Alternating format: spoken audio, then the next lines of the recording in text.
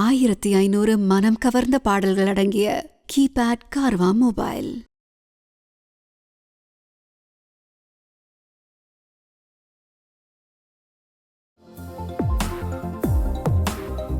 Kumaran Silks Srinagar வழங்கும் good evening doctor. வணக்கம் doctor, நிறைய பேருக்கு கொரோனா பாதிச்சப்போ ஸ்மெல் தெரியாம இருந்தது இல்லையா? இந்த மாதிரி ஸ்மெல் பண்ண முடியாம போறதுக்கு வேற ஏதாவது ரீசன் இருக்கா டாக்டர்?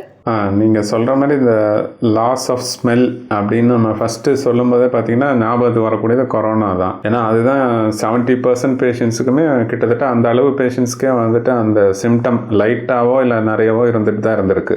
ஸோ அதை பேஸ் பண்ணி ஃபஸ்ட்டு ஃபோக்கஸே அதுக்கு தான் வருது.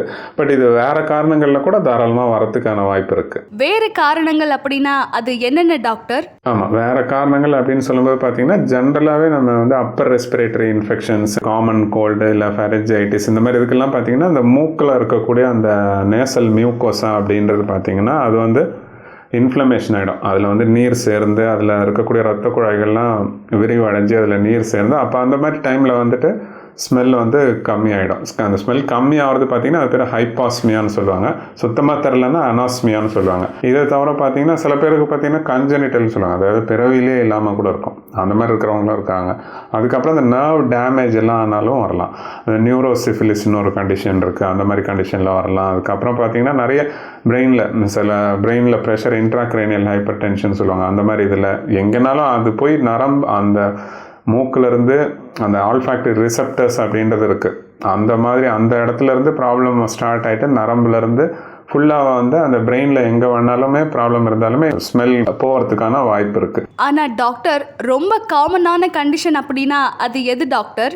ரொம்ப காமனாக சொல்லக்கூடியது பார்த்தீங்கன்னா சைனசைட்டிஸில் வரலாம். அதுக்கப்புறம் வந்து ரொம்ப அலர்ஜி ஜாஸ்தியாகிட்டு எப்போவுமே வந்து அவங்களுக்கு நேசல் பிளாக், மூக்கு அடைச்சிக்கிட்டே இருக்கிற மாதிரி அந்த மாதிரி இருக்கிறவங்களுக்கு வரலாம். அப்போ பார்த்தீங்கன்னா சில பேர் வந்து நேசல் ஸ்ப்ரேஸ் வந்து ரொம்ப தொடர்ந்து யூஸ் பண்ணுவாங்க, அந்த வேசோ கன்ஸ்ட்ரிக்டர் ஸ்ப்ரேஸ், அந்த மாதிரி இருக்கிறவங்களுக்கு கூட வரதுக்கான வாய்ப்பு இருக்குது.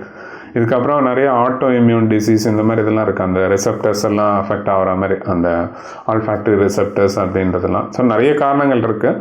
ஸோ வெறும் கொரோனா மட்டுமே இதுக்கு காரணம் கிடையாது. டாக்டர், இந்த ஸ்மெல் குறைஞ்சு வரதுனால ஏதாவது பாதிப்புகள் ஏற்படுமா?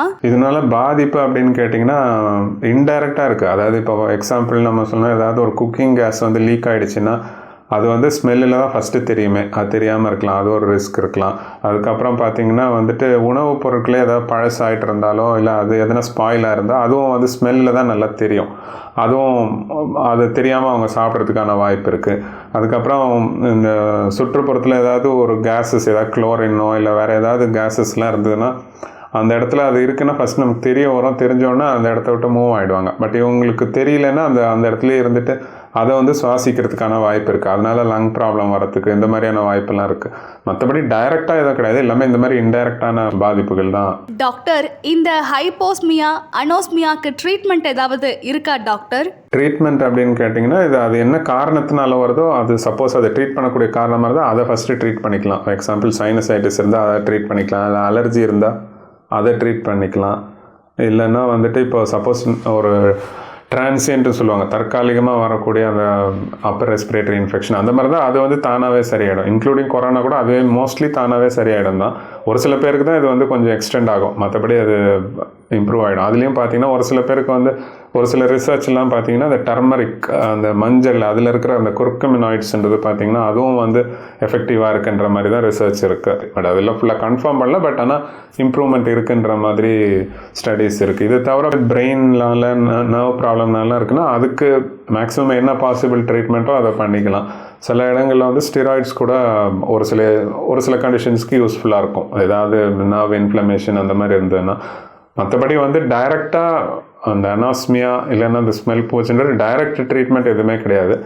And zinc supplementation, vitamin supplementation, B complex, இதெல்லாம் வந்து ஓரளவுக்கு யூஸ்ஃபுல்லாக இருக்கும். இவ்வளவு நேரமா ஸ்மெல்லிங் சென்ஸ் எதனால குறையுது இதை பத்தி ரொம்ப தெளிவா எங்ககிட்ட பகிர்ந்துக்கிட்டீங்க. இதனோட தொடர்ச்சியை டாக்டர் கிட்ட வரக்கூடிய எபிசோட்ல இன்னும் தெளிவா கேட்டு தெரிஞ்சுக்கலாம். ரொம்ப நன்றி டாக்டர். நன்றி.